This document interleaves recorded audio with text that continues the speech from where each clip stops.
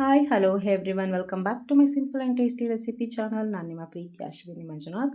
ನಾನು ಇವತ್ತಿನ ವಿಡಿಯೋದಲ್ಲಿ ತೋರಿಸ್ತಾ ಇರೋದು ಏನಪ್ಪ ಅಂತ ಅಂದರೆ ಸ್ವೀಟ್ ರೆಸಿಪಿ. ಅದು ಏನು ಅಂತ ಹೇಳಿದ್ರೆ, ನಿಮಗೆ ನೋಡ್ತಾ ಇರುವ ಹಾಗೆ ನಾನು ಮನೆಯಲ್ಲೇ MTR gulab jamun mix ಪೌಡರನ್ನು use ಮಾಡಿ ಗುಲಾಬ್ ಜಾಮೂನನ್ನು ತಯಾರಿಸ್ತಾ ಇದ್ದೀನಿ. ಯಾವುದೇ ರೀತಿ ಕ್ವಾಂಟಿಟಿ ಎಷ್ಟೆಲ್ಲ ತೊಗೋಬೇಕು ಎಲ್ಲ ತಿಳಿಸ್ಕೊಡ್ತೀನಿ ನಾನು. ತುಂಬ ಪರ್ಫೆಕ್ಟಾಗಿ ಹೇಗೆ ಮಾಡೋದು ಅಂತ ತೋರಿಸ್ತಾ ಇದ್ದೀನಿ ಈ ವಿಡಿಯೋದಲ್ಲಿ. ಅದಕ್ಕೂ ಮುಂಚೆ ನೀವು ನನ್ನ ಚಾನಲನ್ನು ಸಬ್ಸ್ಕ್ರೈಬ್ ಮಾಡ್ಕೊಳ್ಳಿ, ಹಾಗೆ ಬೆಲ್ ಐಕನನ್ನು ಪ್ರೆಸ್ ಮಾಡಿ, ವಿಡಿಯೋಗೊಂದು ಲೈಕ್ ಕೊಡಿ, ಹಾಗೆ ಶೇರ್ ಕೂಡ ಮಾಡಿ ಅಂತ ಹೇಳ್ತಾ ಈ ವಿಡಿಯೋನ ಸ್ಟಾರ್ಟ್ ಮಾಡ್ತಾ ಇದ್ದೀನಿ. ಬನ್ನಿ ಹೇಗೆ ಮಾಡೋದು ಅಂತ ನೋಡೋಣ. ಮೊದಲನೇದಾಗಿ ನಾನಿಲ್ಲಿ ಒಂದು ಬೌಲನ್ನು ತೊಗೊಂಡು ಇಲ್ಲಿ by one get one free ಅಂತ ಹೇಳಿ MTR ಗುಲಾಬ್ ಜಾಮೂನ್ ಪೌಡರ್ ತೊಗೊಂಡಿದ್ದೀನಿ, ನೋಡ್ತಾ ಇರ್ಬೋದು. ಅದನ್ನು ಒಂದು ಪ್ಯಾಕೆಟ್ ತೊಗೊಂಡಿದ್ದೀನಿ. ಅದನ್ನು ಕಟ್ ಮಾಡಿಕೊಂಡು ನಾನು ಈ ಒಂದು ಬೌಲ್ಗೆ ಸೇರಿಸ್ಕೊಳ್ತಾ ಇದ್ದೀನಿ. ನೀವು ನೀರು ಅಥವಾ ಹಾಲು ಅಂದರೆ ಕಾಯಿಸಿ ಆರಿಸಿಟ್ಕೊಂಡಿರುವಂಥ ಹಾಲು ಕೂಡ ಯೂಸ್ ಮಾಡಿ ಮಾಡ್ಬೋದು. ಬೆಟರ್ ಅಂದರೆ ಹಾಲಲ್ಲಿ ತುಂಬ ಚೆನ್ನಾಗಿರುತ್ತೆ, ಯಾಕೆಂದರೆ ಹಾಲಿನ ಒಂದು ಫ್ಲೇವರ್ ಚೇಂಜ್ ಆಗಿರುತ್ತೆ, ತುಂಬ ಚೆನ್ನಾಗಿರುತ್ತೆ ತಿನ್ನಲಿಕ್ಕೆ. ಜಾಮೂನು ರೆಸ್ಟೋರೆಂಟ್ಗಳಲ್ಲಿ ಈ ಬೇಕರಿಗಳಲ್ಲಿ ಸಿಗುತ್ತಲ್ಲ, ಸೇಮ್ ಅದೇ ರೀತಿ ಟೇಸ್ಟ್ ಇರುತ್ತೆ. ನಾನಿಲ್ಲಿ ಹಾಲನ್ನು ಬಳಸ್ಕೊಂಡು ಮಾಡ್ತಾ ಇರುವಂಥದ್ದು. ಸ್ವಲ್ಪ ಸ್ವಲ್ಪನೇ ಹಾಕ್ಕೊಂಡು ನಿಮ್ಮ ಬೆರಳುಗಳ ಸಹಾಯದಿಂದ, ಈ ಬೆರಳುಗಳ ಸಹಾಯದಿಂದನೇ ನಾವು ನೀಟಾಗಿ ನಿಧಾನವಾಗಿ ಮಿಕ್ಸ್ ಮಾಡಿಕೊಂಡು ಚೆನ್ನಾಗಿ ಹಿಟ್ಟನ್ನು ಕಲಿಸ್ಕೊಬೇಕಾಗುತ್ತೆ. ತೀರಾ ಚಪಾತಿ ಹಿಟ್ಟು ಬೇಡ, ತುಂಬ ಈ ಪೂರಿಗೆ ಕಲಿಸ್ತೀವಲ್ಲ ಟೈಟಾಗಿ, ಆ ಥರ ಬೇಡ. ಒಂದು ಮೀಡಿಯಮ್ ಆಗಿ ನೀವು ಹಿಟ್ಟನ್ನು ಕಲಿಸ್ಕೊಬೇಕು. ನೋಡ್ತಾ ಇರ್ಬೋದು ನಾನು ಯಾವ ರೀತಿ ಕಲಿಸ್ತಾ ಇದ್ದೀನಿ ಅಂತ. ಇದೇ ರೀತಿ ನಾನು ಸ್ವಲ್ಪ ಸ್ವಲ್ಪನೇ ಹಾಕ್ಕೊಂಡು ಹಿಟ್ಟನ್ನು ನಾದ್ಕೊಂಡು ಕಲಿಸ್ಕೊಂಡು ಈಗ ಸ್ವಲ್ಪ ತುಪ್ಪವನ್ನು ಸೇರಿಸ್ಕೊಳ್ತಾ ನೋಡ್ತಾ ಇರ್ಬೋದು. ಒಂದು ಅರ್ಧ ಟೀ ಸ್ಪೂನ್ ತುಪ್ಪವನ್ನು ಸೇರಿಸ್ಕೊಂಡು ಮಿಕ್ಸ್ ಮಾಡ್ಕೊಳ್ತಾ ಇದ್ದೀನಿ. ನೋಡ್ತಾ ಇರ್ಬೋದು, ಮಿಕ್ಸ್ ಮಾಡಿ ಫ್ಲೇವರ್ ಚೆನ್ನಾಗಿರುತ್ತೆ, ಹಾಗೆ ಯಾವುದೇ ರೀತಿ ಒಡ್ಕೊಳ್ಳೋದಿಲ್ಲ, ಚೆನ್ನಾಗಿ ಸ್ಮೂತಾಗಿ ಬರುತ್ತೆ. ನೋಡಿ ಹಿಟ್ಟೆಲ್ಲ ಇವಾಗ ಒಂದು ಸೈಡ್ ಬಂದಿದೆ. ಇದನ್ನು ಒಂದು 5 ನಿಮಿಷ ರೆಸ್ಟಿಗೆ ಇಡೋಣ. ನೆಕ್ಸ್ಟು ಈ ಒಂದು ಶುಗರ್ ಸಿರಪ್ ಮಾಡಬೇಕಲ್ವ ಈ ಗುಲಾಬ್ ಜಾಮೂನ್ ಮಾಡಲಿಕ್ಕೆ. ಸೊ ಅದಕ್ಕೋಸ್ಕರ ನಾನಿಲ್ಲಿ 1 ಬೌಲ್ ಶುಗರ್ ತೊಗೊಂಡಿದ್ದೀನಿ. ಅದಕ್ಕೆ 1 ಬೌಲ್ ಈಕ್ವಲ್ ಹಾಕಬೇಕು ನೀರನ್ನು. 1 ಬೌಲ್ನಷ್ಟೇ ನೀರನ್ನು ಹಾಕಿ ನಾನಿಲ್ಲಿ ಸ್ಟವನ್ನು ಆನ್ ಮಾಡ್ತಾಯಿದ್ದೀನಿ. ನೋಡ್ತಾ ಇರ್ಬೋದು, ಸ್ಟವನ್ನು ಆನ್ ಮಾಡಿ ನಾವು ಮೀಡಿಯಮ್ ಫ್ಲೇಮಲ್ಲಿ ಇಟ್ಟು ಕುದಿಸ್ಕೊಬೇಕಾಗತ್ತೆ. ನೋಡಿ ಕುದೀತಾ ಇದೆ. ಈ ಟೈಮ್ನಲ್ಲಿ ನಾನು 2 ಏಲಕ್ಕಿಯನ್ನು ಕುಟ್ಕೊಂಡು ಸೇರಿಸ್ಕೊಳ್ತಾ ಇದ್ದೀನಿ. ಸೇರಿಸ್ಕೊಂಡು ಮಿಕ್ಸ್ ಮಾಡಬೇಕಾಗುತ್ತೆ. ಇದು ಜಾಸ್ತಿ ಪಾಕ ಬರೋ ಅವಶ್ಯಕತೆ ಇಲ್ಲ. ಸ್ವಲ್ಪ ಕೈಗೆ ಅಂಟಿದ್ರೆ, ಹಾಗೆ ಸ್ವಲ್ಪ ಕೈಗೆ ಸ್ವಲ್ಪ ಈ ಥರ ಕೈಯಲ್ಲಿ 2 ಕೈಯಲ್ಲಿ ಈ ರೀತಿಯಾಗಿ ಸ್ವಲ್ಪ ಟಚ್ ಮಾಡಿ ಮಿಕ್ಸ್ ಮಾಡಿದ್ರೆ ಕೈಯಲ್ಲಿ ಆ ಒಂದು ಪಾಕ ಏನಪ್ಪ ಅಂದರೆ ಕೊಬ್ಬರಿ ಎಣ್ಣೆ ಥರ ಸಿಗಬೇಕು. ಇಲ್ಲಾಂದರೆ ಲೈಟಾಗಿ ಅಂಟಿದ್ರೂ ಪರವಾಗಿಲ್ಲ. ತುಂಬ ಕಡು ಪಾಕ ಆಗಲಿ ಎಳೆ ಪಾಕ ಆಗಲಿ ತೆಗಿಲಿಕ್ಕೆ ಹೋಗಬಾರ್ದು. ನೋಡಿ ತೋರಿಸ್ತಾ ಇದ್ದೀನಲ್ಲ ಆ ರೀತಿಯಾಗಿ. ಸೊ ತುಂಬ ಪಾಕ ಗಟ್ಟಿ ಆಗಿಬಿಡುತ್ತೆ ಅಂಥೇಳಿ ನಾನಿಲ್ಲಿ ಒಂದು 2ರಿಂದ 3-4 ಹನಿಯಷ್ಟು ನಿಂಬೆಹಣ್ಣಿನ ರಸವನ್ನು ಸೇರಿಸ್ಕೊಳ್ತಾ ಇದ್ದೀನಿ. ನಿಂಬೆಹಣ್ಣಿನ ರಸ ಸೇರಿಸ್ಕೊಳ್ಳೋದ್ರಿಂದ ಪಾಕ ಗಟ್ಟಿ ಬರೋದಿಲ್ಲ, ನಾವು ಹೇಗೆ ಮಾಡಿರ್ತೀವಿ ಅದೇ ರೀತಿ ಇರುತ್ತೆ, ಹಾಗೆ ಟೇಸ್ಟ್ ಕೂಡ ಇರುತ್ತೆ.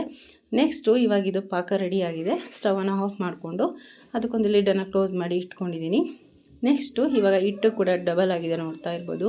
ಹಿಟ್ಟು ಕೂಡ ಅಳ್ಳಿದೆ. ಸ್ವಲ್ಪ ಕೈಗೆ ಎಣ್ಣೆಯನ್ನು ಇಲ್ವಾ ತುಪ್ಪವನ್ನು ಸವರ್ಕೊಂಡು ನಾವು ಉಂಡೆಗಳನ್ನು ಕಟ್ಕೊಬೇಕಾಗುತ್ತೆ. ನೋಡ್ತಾ ಇರ್ಬೋದು. ನೋಡಿ ಸ್ವಲ್ಪನೇ ಎಣ್ಣೆಯನ್ನು ಸೇರಿಸ್ಕೊಂಡು ನಾನಿಲ್ಲಿ ಉಂಡೆಗಳನ್ನು ಕಟ್ಕೊಳ್ತಾ ಇದ್ದೀನಿ. ಸ್ವಲ್ಪ ಸಣ್ಣದಾಗೇ ಉಂಡೆಗಳನ್ನು ಮಾಡ್ಕೊಳ್ಳಿ, ಬಾಲ್ ರೀತಿಯಾಗಿ. 2 ಕೈಯಿನ ಸಹಾಯದಿಂದ ಮಧ್ಯಕ್ಕೆ ಹಿಟ್ಟನ್ನು ಸೇರಿಸಿ ನೋಡಿ ಈ ರೀತಿಯಾಗಿ ಚೆನ್ನಾಗಿ ನಾವು ನಾದ್ಕೊಂಡು ಉಂಡೆಗಳನ್ನು ಮಾಡ್ಕೊಬೇಕಾಗುತ್ತೆ. ನೋಡಿ ನೈಸಾಗಿ ಬರಬೇಕು ಉಂಡೆಗಳು, ಅಷ್ಟು ಚೆನ್ನಾಗಿ ಮಾಡ್ಕೊಬೇಕು. ನಿಮ್ಗೆ ಎಷ್ಟು ಸಾಧ್ಯನೋ ಅಷ್ಟು ಚೆನ್ನಾಗಿ ನೀವು ಉಂಡೆಗಳನ್ನು ಟೈಟಾಗಿ ಸ್ವಲ್ಪ ಮೃದುವಾಗೋ ತನಕ ನೀವು ಉಂಡೆಗಳನ್ನು ಕಟ್ಕೊಬೇಕಾಗುತ್ತೆ.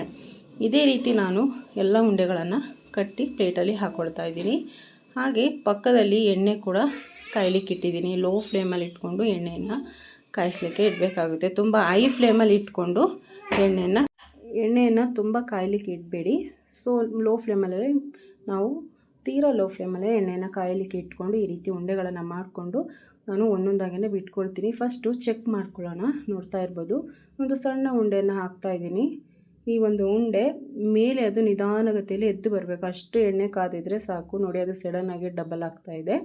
ಸೊ ನಾವು ಎಣ್ಣೆಯಲ್ಲಿ ಈ ಒಂದು ಗುಲಾಬ್ ಜಾಮೂನನ್ನು ಏನು ನಾವು ಮಿಕ್ಸನ್ನು ಉಂಡೆ ಮಾಡಿ ಹಾಕ್ಕೊಂಡಿದ್ದೀವಿ ಅದನ್ನು ಸಹ ನಾವಿಲ್ಲಿ ಎಣ್ಣೆ ಒಳಗಡೆ ಬಿಟ್ಕೊಳ್ತಾ ಇದ್ದರೆ ಅದು ನಿಧಾನವಾಗಿ ನೋಡಿ ನಿಮಗೆ ಎಷ್ಟು ನಿಧಾನವಾಗಿ ಬೇಯ್ತಾ ಇದೆ ಅಲ್ವಾ. ಸೊ ಅಷ್ಟು ಎಣ್ಣೆ ನಿಮಗೆ ಕಾಯ್ದಿರಬೇಕು ಅಷ್ಟೇ. ಇವಾಗ ಎಲ್ಲವೂ ಉಂಡೆಗಳು ಮೇಲೆ ಬಂದಿದೆ. ನಾವು ಇವಾಗ ಜಾಲರಿಯಲ್ಲಿ ನಾವು ತಿರುಗಿಸ್ಕೊಬೇಕು. ನೋಡಿ ಈ ಉಂಡೆಗಳು ಆಗಿರೋದ್ರಿಂದ ಈ ರೀತಿಯಾಗೇ ಮಿಕ್ಸ್ ಮಾಡಿಕೊಂಡು ನಾವು ಎಲ್ಲ ಕಡೆ ಬೇಯಿಸ್ಕೊಬೇಕಾಗತ್ತೆ. ಈ ಗೋಲ್ಡನ್ ಬ್ರೌನ್ ಕಲರ್ ತನಕನೂ ಬರೋ ತನಕ ನಾವು ಫ್ರೈ ಮಾಡ್ಕೊಬೇಕು. ತುಂಬ ಚೆನ್ನಾಗಿರುತ್ತೆ, ಕಲರ್ ಕೂಡ ಚೆನ್ನಾಗಿರುತ್ತೆ. ನೋಡ್ತಾ ಇರ್ಬೋದು ಡಬಲ್ ಸೈಜ್ ಆಗ್ತಾಯಿದೆ. ಸೊ ನಾವು ಚೆನ್ನಾಗಿ ಉಂಡೆಗಳನ್ನ ಕಟ್ಟಿಲ್ಲ, ಅಲ್ಲಿ ಓಡ್ಕೊಂಡಿದೆ, ನೋಡ್ತಾ ಇರ್ಬೋದಲ್ವ ನೀವು. ಸೊ ಅದಕ್ಕೋಸ್ಕರ ಉಂಡೆಗಳನ್ನು ಟೈಟಾಗಿ ಕಟ್ಟಬೇಕು. ಇವಾಗ ಇದು ಗೋಲ್ಡನ್ ಬ್ರೌನ್ ಕಲರ್ ಬಂದಿದೆ. ಇದೇ ರೀತಿ ನಾನು ಇನ್ನೊಂದು ಸಲ ಹಾಕ್ಕೊಳ್ತಾ ಇದ್ದೀನಿ. ಇನ್ನೂ ಉಳಿದಂತಹ ಉಂಡೆಗಳನ್ನು ಸೇರಿಸ್ಕೊಳ್ತಾ ಇದ್ದೀನಿ, ಗುಲಾಬ್ ಜಾಮ್ ಮಿಕ್ಸ್ನ. ನೋಡ್ತಾ ಇರ್ಬೋದು ಇದೇ ರೀತಿ ಮೀಡಿಯಮ್ ಅಂದರೆ ಪೂರ ಲೋ ಫ್ಲೇಮಲ್ಲಿ ಇಟ್ಕೊಂಡು ನಾವು ಇದೇ ರೀತಿ ಜಾಲರಿ ಸಹಾಯದಿಂದ ಈ ರೀತಿಯಾಗಿ ಸುತ್ತಕೊಂಡು ನಾವು ಬೇಯಿಸ್ಕೊಬೇಕಾಗತ್ತೆ. ಆ ರೀತಿ ಬೇಯಿಸ್ಕೊಂಡ್ರೆ ಮಾತ್ರ ಆಯಿಲಲ್ಲಿ ತುಂಬ ಚೆನ್ನಾಗಿ ಕಲರ್ ಬರುತ್ತೆ, ಎಲ್ಲ ಕಡೆ ಒಂದೇ ಕಲರ್ ಬರುತ್ತೆ. ನೋಡ್ತಾ ಇರ್ಬೋದು ನೋಡಿ, ಈ ಉಂಡೆಗಳು ಯಾವುದೇ ರೀತಿ ಓಡ್ಕೊಂಡಿಲ್ಲ, ತುಂಬ ಚೆನ್ನಾಗಿ ಬಂದಿದೆ.